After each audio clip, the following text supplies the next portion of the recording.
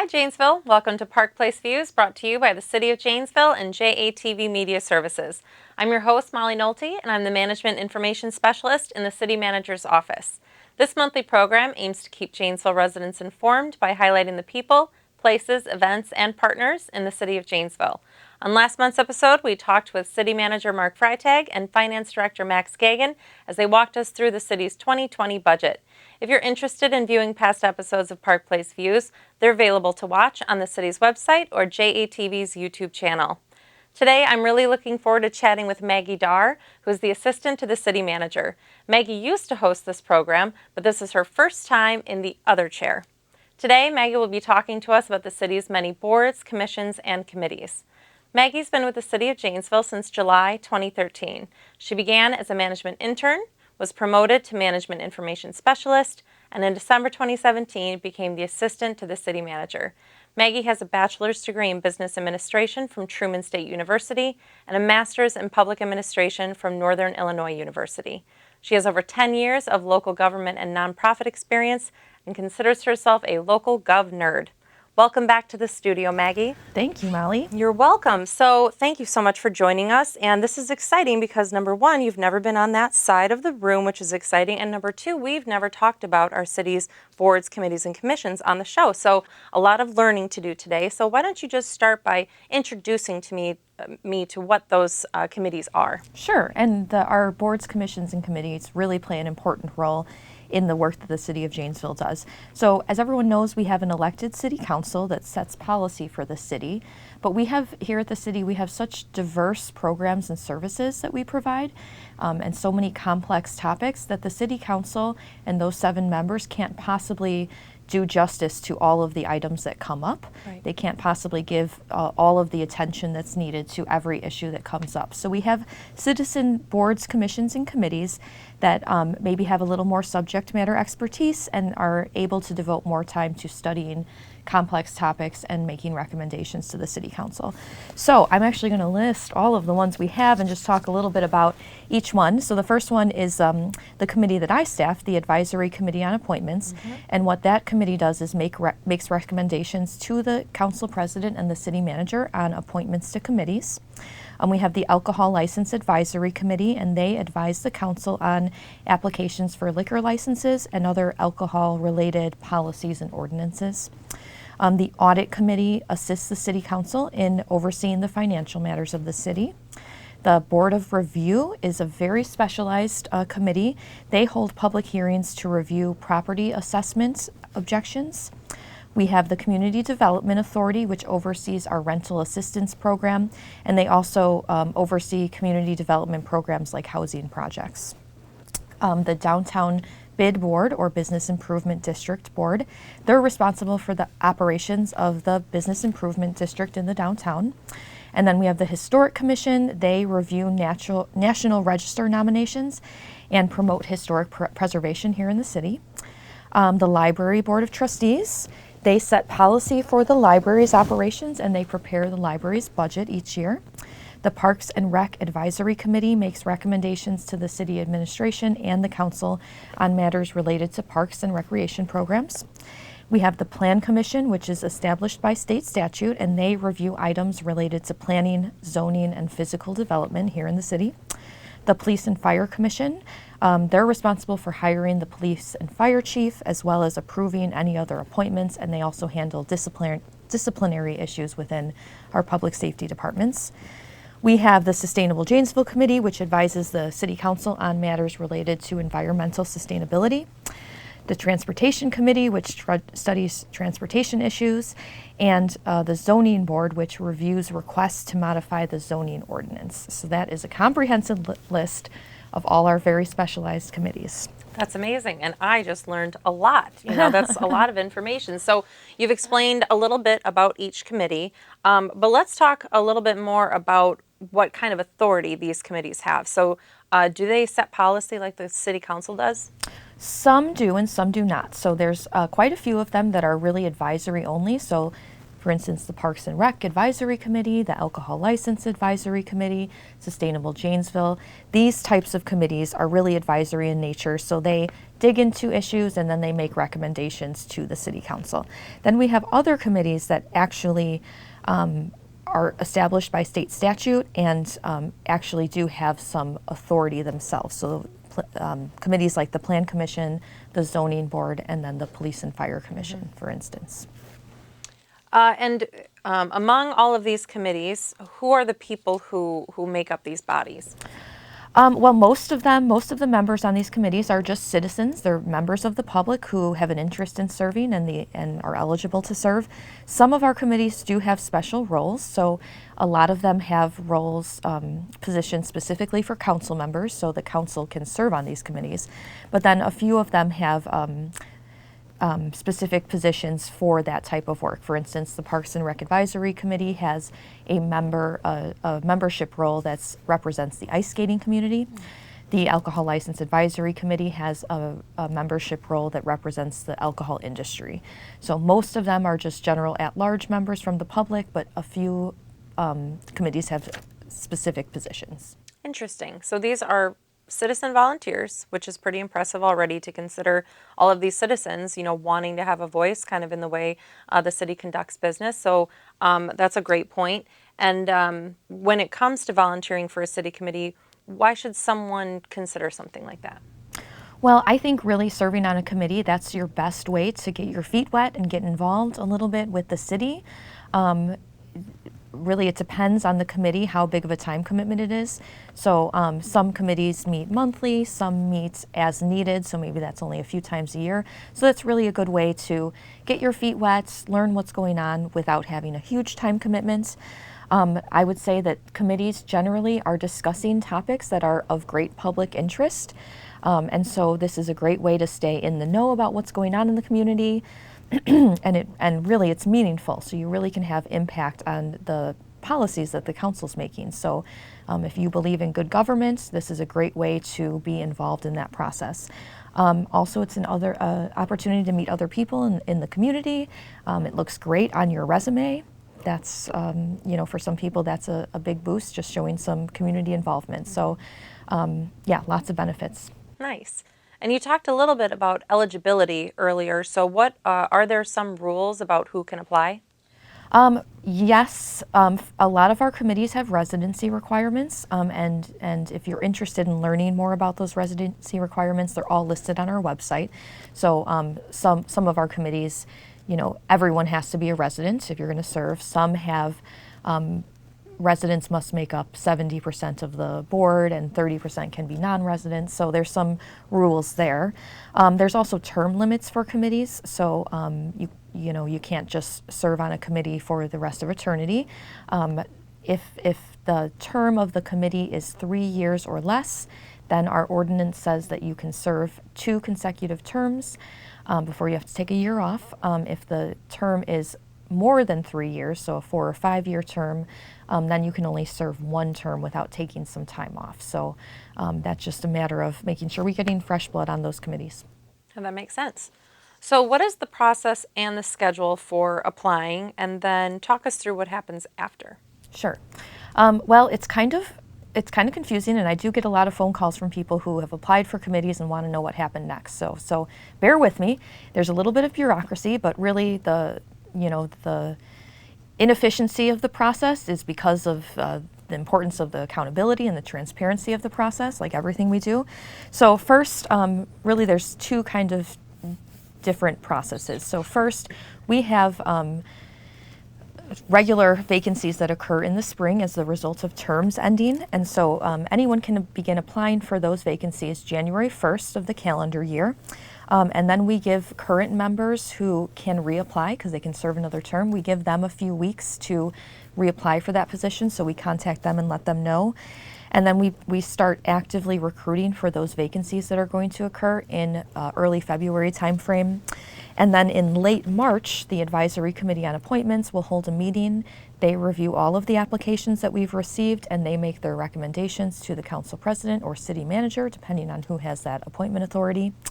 Then that person, the council president or city manager, makes their appointments usually in April, early April, and then the council will confirm those appointments at the end of April, and so terms begin the first Monday in May. So people can go on and start applying now for things that are coming up in the spring, but we won't actively start letting people know what vacancies we have for until when this program is airing in February. So, and then also throughout the year, we also, if somebody chooses to resign from a committee midterm, then we go through another process. So at that point, we'd look at all of the applications we've received since January 1st of that year. Occasionally there will be a vacancy and there will be very, very few people who have applied for it. So then we might make the determination to do a public recruitment, try to gather up some more interested individuals. And then again, the ACA, the Advisory Committee on Appointments, will meet, make their recommendation. The council president or city manager makes their appointments, and then the council has to confirm that. But that could happen at any point throughout the year. So to start off this process that you just walked us through, how does one go about applying in the first place? Well, you can go to the city's website, and then /committee volunteer, and that gives you a link to download. You can fill out an online form, which is what most people do, but there's also a PDF that you can download, handwrite, and then turn it into our office. As I mentioned, applications remain on file for the whole calendar year, so unfortunately, if somebody applied December 31st of this past year for upcoming vacancies, they won't be considered because they'd have to apply again. But once you fill out an application January 1st, then your application will be considered for any vacancy that occurs that year. Excellent. And speaking of those vacancies, what do we have coming up this spring? Well, at the time of filming this, I can't say with certainty exactly how many vacancies we'll have. As I mentioned before, those committee members who have reached the end of one term but are eligible to reapply, they still have some time right now to reapply, and so we don't recruit for those vacancies. But I can tell you that at this point, we will definitely have vacancies on the Advisory Committee on Appointments, the Alcohol License Advisory Committee, the Community Development Authority, the Library Board, Parks and Rec Advisory Committee, the Plan Commission, Police and Fire Commission, Sustainable Janesville, the Transportation Committee, and the Zoning Board. And then committees we might have vacancies on include the Historic Commission and then the Downtown Business Improvement District Board. Great. So that's the majority of what we've got going on. So people have a lot of options if they're interested in taking a look and applying. So if I'm interested in maybe learning a little bit more and seeing what these committees might be working on in particular, how can I go about finding that information? Well, all of our committees post agendas on our website. If you go to the city's website /materials, it's where you'll find all agendas, minutes from certain committees, and then also meeting videos as applicable. So like I said, all of our committees post their agendas there, so you can see what topics are coming up. And then also City Council meetings, Plan Commission meetings, Historic Commission, ALAC, and the Community Development Authority. Those meetings are all recorded by JATV and broadcast live on our website, and then also the meeting videos are archived there. So if someone wants to actually go see the discussion and what ended up occurring for those committees, they can do that. Some of those committees also post all of the meeting materials there. If there's an agenda item that someone is interested in for a committee, but they don't see the supporting materials, they can just request that through an open records request. That's all public record. Excellent. That seems very accessible. So you talked a little bit earlier about how the committees oftentimes are working on things that are kind of big public interest items. So can you talk about maybe some community topics that have been kind of one of those important things that one of our committees or a couple of committees have worked on recently? Sure. When I knew you were going to ask this question, I just racked my brain for recent examples, and it's amazing some of the big things that our committees have looked at recently. So one of the issues that the Parks and Rec Advisory Committee recently looked at is the indoor sports complex, the proposed indoor sports complex. The Parks and Rec Advisory Committee also reviewed the city's proposal to establish an overnight parking program for homeless individuals. The Plan Commission recently reviewed the preliminary development plans for Centennial Industrial Park, or the former GM site. They've also recently reviewed plans for an affordable housing development project downtown, the River Flats Apartments, so 2 big projects there. The Community Development Authority, they recently made recommendation on updating the city's Fair Housing Code. They also make annual decisions about granting federal community development block grant funds to nonprofit community development programs. The Alcohol License Advisory Committee met very recently to review and provide a recommendation on possible revocation or suspension of an alcohol license for a bar here in town. And then the Sustainable Janesville Committee, they recently initiated the process of the city of Janesville becoming a green tier legacy community, so a big step for our city. Yeah, so lots of kind of heavy-hitting topics that our citizens, the people who live and work here, can come and, help the city make decisions about. So that's really impressive. And again, these are volunteer citizens, which is huge. And it sounds to me like our volunteers are quite important among the city of Janesville. Maggie, how many volunteers do we have in the city? Well, I know with certainty that we have 89 citizen board, commission, and committee members right now. So 89 people serving, citizen members who are serving on those committees. But then we estimate that we actually have over 600 volunteers who serve the city and participate in city programs. And so those are things like our election day poll workers, senior center volunteers. They have a really good committed group there. We have tons of Friends of Parks groups that do cleanups and projects on their own.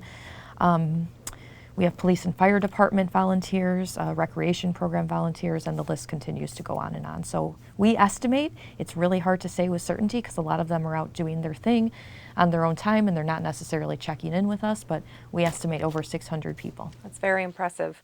So as some may or may not know, the city of Janesville always likes to provide a volunteer appreciation event throughout the year so we can say thank you to those important folks who help us do what we do. And that's always held in April. So let's talk a little bit about that event. Sure. Well, this year it's going to be on Thursday, April 23rd. It's on the 4th floor of City Hall, and it's really a nice event. We have some refreshments. We have a nice little program where volunteers kind of talk about those great projects that they've accomplished over the last year. And really, I can tell you that the staff in our office wishes that we could do more to honor our volunteers. Obviously, we have a limited budget and, limited resources to do that, but we really wish that we could do even more to recognize all the countless hours that our volunteers give to us every year, but we think this is a lovely event. So again, Thursday the 23rd of April begins at 4 p.m. and it's on the 4th floor of City Hall. Wonderful. And you and I are going to be working on something a little bit special in 2020, and that'll be our brand new first ever Volunteer of the Year program. So if you could introduce us to that program. Sure. Well, and I'd be happy to take credit for your work, Molly, as your guest this month. So yeah, one of our tasks on the strategic plan this year is to implement a Volunteer of the Year award program. So we recognize how much our volunteers do for the city, and we really want to reward their service. So we'll provide more information as it gets closer, but essentially what we're going to be asking for is the public to nominate city volunteers. And I want to specifically say city volunteers because sometimes it's confusing, someone who's volunteering their time for NAMI or ECHO or one of the great organizations in town. That's awesome, but what we're talking about is specifically for city programs. So we'll have an objective citizen committee that reviews all of those nominations and then narrows it down to some finalists. And then we plan on putting it out to public vote. So we'll provide a little paragraph, summarizing why this person was nominated, and then we'll ask the public to go on and vote for their 2020 City Volunteer of the Year. And so then that winner will be announced at the Volunteer Appreciation event on April 23rd. Perfect. I couldn't have said it better myself. So it's wonderful that the city this year is not only going to honor, our volunteer group as a whole, but then also kind of highlight one of our outstanding volunteers. I'm really looking forward to initiating that program this year.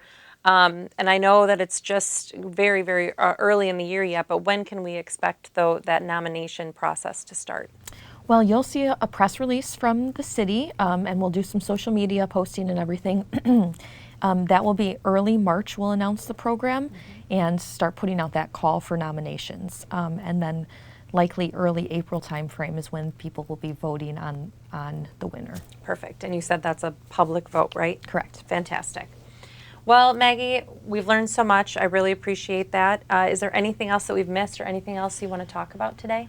Just to kind of reiterate, I really think serving on a citizen board, commission, and committee, really a great way to get involved. It's kind of a confusing process, so if you have questions about your eligibility, what the committees do, if you want to, just get some information and learn more, determine if you're a good fit, please feel free to give me a call, 755-3103, or you can email me. I'm happy to walk you through the process. Whether you love or hate what we're doing, this is really a great way to get involved and be part of affecting change. So. Thank you so much, Maggie, for being here today and for the first time really taking a deeper look into our city's many boards, commissions, and committees, and also focusing on our vital volunteer base here in the city of Janesville. And thank you, viewers at home, for tuning in. Next month, I'm looking forward to connecting with Brian McCormick, who is, of course, the director of the Hedberg Public Library. If you haven't been to HPL lately, you wouldn't recognize it. In addition to tuning into this program on a monthly basis, stay connected to the City of Janesville by following us on Facebook, Twitter, and LinkedIn. You can also sign up to receive emails with our press releases and other important information, and you can subscribe to get emergency alerts from the Janesville Police Department on Nixle. For Park Place Views and the City of Janesville, I'm Molly Nolte. Thanks for tuning in, and I'll see you next month.